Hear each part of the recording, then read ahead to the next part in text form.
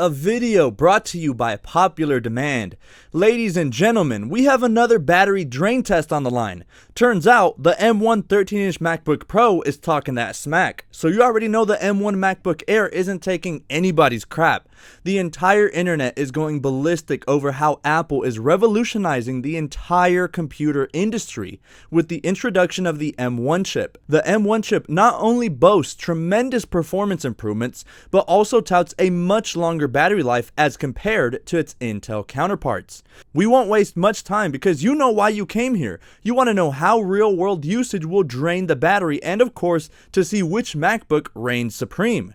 Will the 13-inch MacBook Pro reign supreme, boasting the most impressive battery of them all? Or will the fanless Air edge out?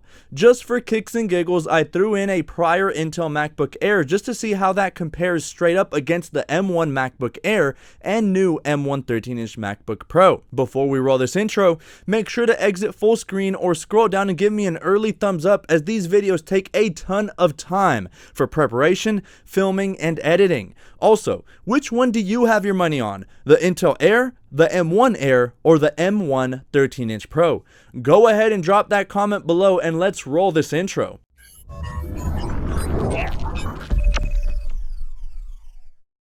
Alright folks, I know you're excited, but we gotta go over some rules and the tail of the tape, or as us nerds like to call them, the technical specifications. First off, yes, we got them color-coded. Starting with our first MacBook in the pink trunks, in rose gold coloring, is our 2019 Intel MacBook Air. Yeah, I'm glad I kept this one and not the early 2020 Intel MacBook Air, cause all that was basically switched was the keyboard, addition of Tru-Tone, and I think that was it. Wasn't worth the upgrade, and thank God I did that, because lo and behold, boom, M1 MacBook Airs not even a year later. Rest in peace to all those that got stuck with the Intel 2020 MacBook Air. My condolences. Then in space gray, we have the baseline model 2020 M1 MacBook Air. Give it up for this beast of a machine. And lastly, in silver, we have our base M1 13-inch MacBook Pro. I'll recap all of the tech specs to have our official tale of the tape. So you let me know, guys, which one is taking the gold.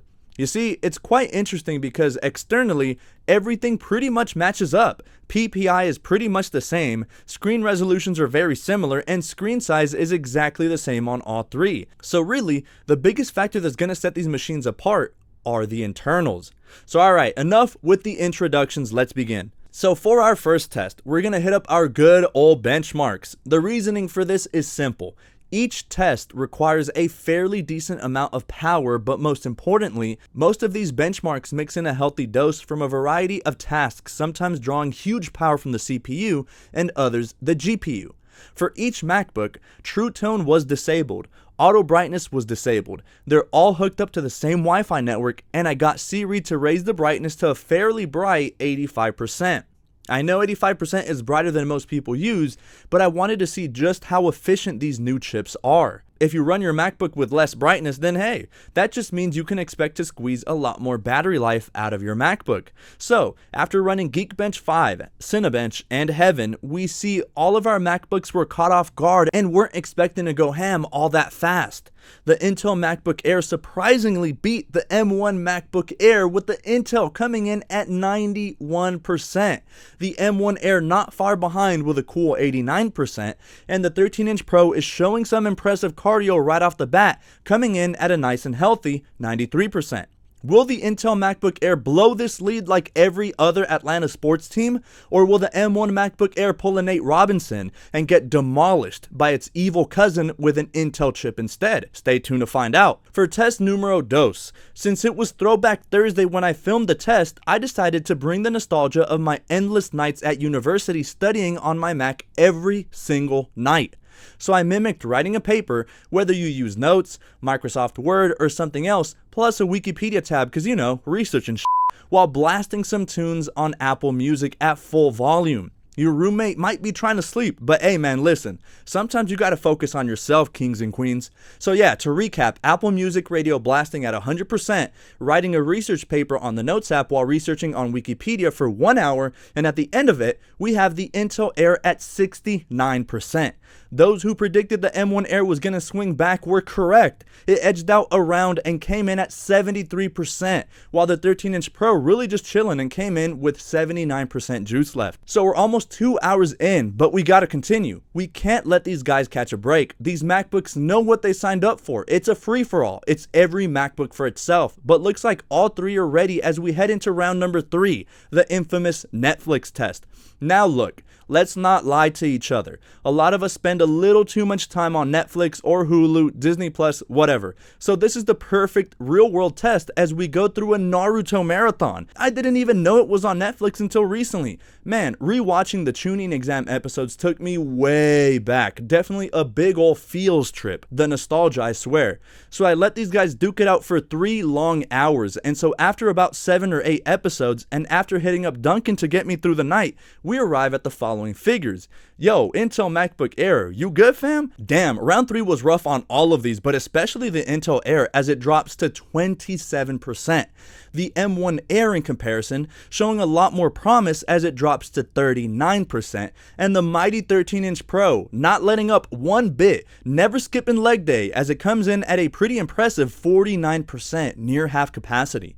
A quick little side note while our belligerents are on the stool, I just want to say I'm pretty impressed, especially since your laptop or MacBook screen is what draws the majority of power, and being at 85% brightness, almost 5 hours in, and after a whole 3-hour Netflix marathon, we can begin to see the true power of the M1 chip. It's the reason I wanted to include the Intel 2019 Air, so we can see how they stack up when going head to head, and as of now, the differences are pretty vast. We're not talking 1% better to battery or even 2%. We're looking at double-digit gains for the fanless M1 Air over the previous iterations. Alright Dan, break over? Here we go, round 4. We all love FaceTiming. Sometimes you'll be bored and your friend will be bored as well, and so you FaceTime your friend so y'all can be bored together. The letters FT followed by a question mark are now synonymous with a video call. We all do it here and there, so for this test, I got one of my other devices to FaceTime each MacBook and remain on for 20 minutes per device. While one was doing the FaceTiming, the other two sat on idle until each one got their turn. After each one had FaceTimed for 20 minutes, the Intel Air now falls to dangerously low levels, being in the red zone with 10% battery health remaining. While its arch nemesis, the M1 Air, was able to preserve more gas, coming in at 25%. While the 13-inch Pro is literally yawning, it still has 38%. And now, moving on to a quick little gaming test. We downloaded Asphalt 9 on each device, a great game to test since it's somewhat AFKable. I started it up, and would you believe the power and efficiency of the M1 chip? Look, Asphalt 9 is not the most graphically intensive game, but before the introduction of the M1, anyone with a general sense of tech would strongly advise not to get an Air for gaming. Of course, this made sense before the M1 era, but now, the M1 Air and Pro booted up Asphalt 9 no problems, while the Intel Air? Is my guy over there taking a snooze? The f*** is this? Okay, it took way too long to load, so I went ahead and started gaming on the M1 MacBooks and they ran Asphalt 9 really smooth. Just goes to show how powerful these new chips are, even on the graphics department. The Intel Air eventually loaded up and when it ran the game, it was dropping frames left and right. Definitely not a pleasurable gaming experience, but get this. RIP as the Intel Air couldn't even make it past the entire gaming test. Spoiler alert, this is only test number 5 out of 10. Are you kidding me? Ladies and gentlemen, this goes to show just how amazing the new entry-level Air is. And as can be seen here, its battery is way better than on the Intel Airs. Sadly, our Intel Air tapped out at 6 hours and 15 minutes. At this point in the testing, the M1 Air still sat at 16% while the Pro is at 30%. And by the conclusion of the gaming test, the M1 Air now sits at a respectable 13%, still holding up, while the Pro at 27%. We chug right along, and for this test, I wanted to see how well optimized the M1 chips are when running Safari versus Chrome. Some of these websites do background rendering for ads or other marketing, so I started with just just a single tab, and every 3 minutes I'd open up a couple more tabs until I reached about a dozen plus. I did this for 15 minutes on Safari, and after 15 minutes and a decent amount of tabs open, the M1 Air now sits at a mere 10%, also hitting the red zone, and the 13-inch Pro now at a 0.25% juice, right at 25.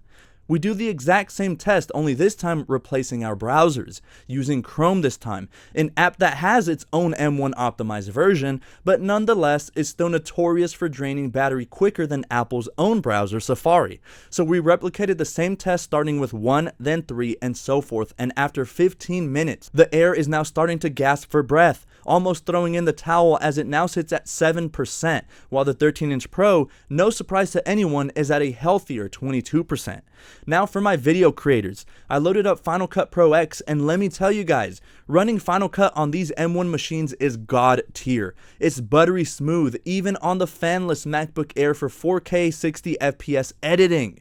The Air should cover basic editing needs for most people. For extra power and performance, the fan inside the 13-inch Pro will ultimately make a big difference if working with 8K RAW or some other codecs. Even then, the fans have yet to crank up when I use it for video editing and even exporting videos. So for this test, I loaded up a 5-minute video with minimal edits and exported them simultaneously on each device. Shockingly, both not only exported these in a flash, but both were silent and only dropped 3 points each, with the Air now holding on to dear life at 4%, and the 13-inch Pro, our apparent winner, at 19%.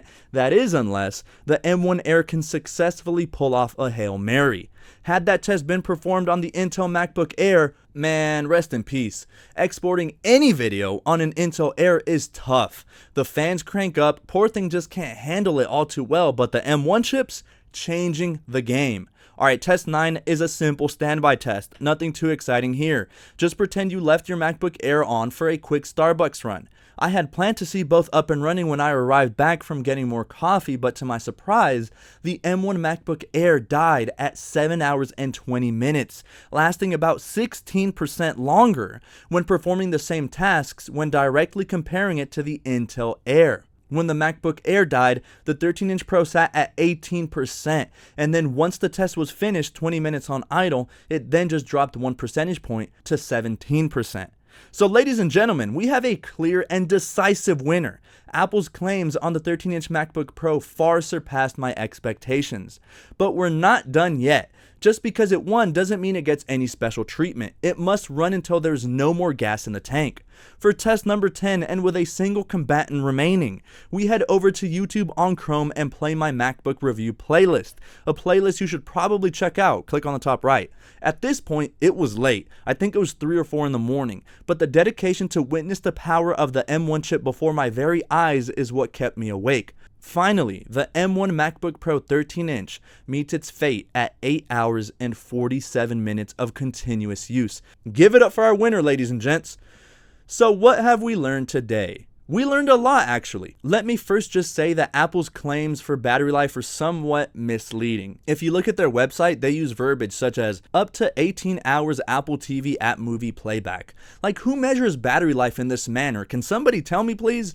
Also, like I mentioned, this was on 85% brightness, so obviously you can expand your battery life by a considerable margin if you just lower down that brightness. We tested a variety of things. We had benchmarking, regular web browsing, some gaming in there, video exporting, you get the idea.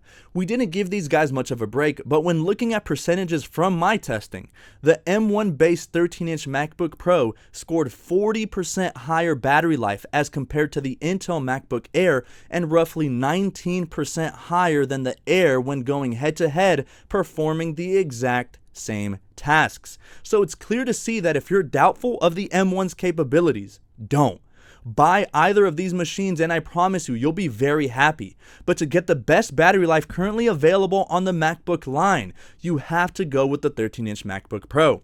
Guys, as always, I appreciate every single one of you guys' support. The channel will hopefully hit 50,000 subscribers before the turn of the year.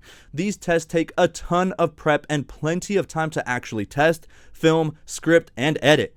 A like would be tremendously appreciated, but if you want to show me that you really like the video, consider subscribing, as this channel is all about tech. We feature unboxings, comparisons, drain tests, giveaways, benchmarking tests, and so much more. Next drain test after this one is the iPhone 2020 battery drain test, so be on the lookout for that one. Until next time guys, hope you enjoyed, and I'll be catching you all in my next video.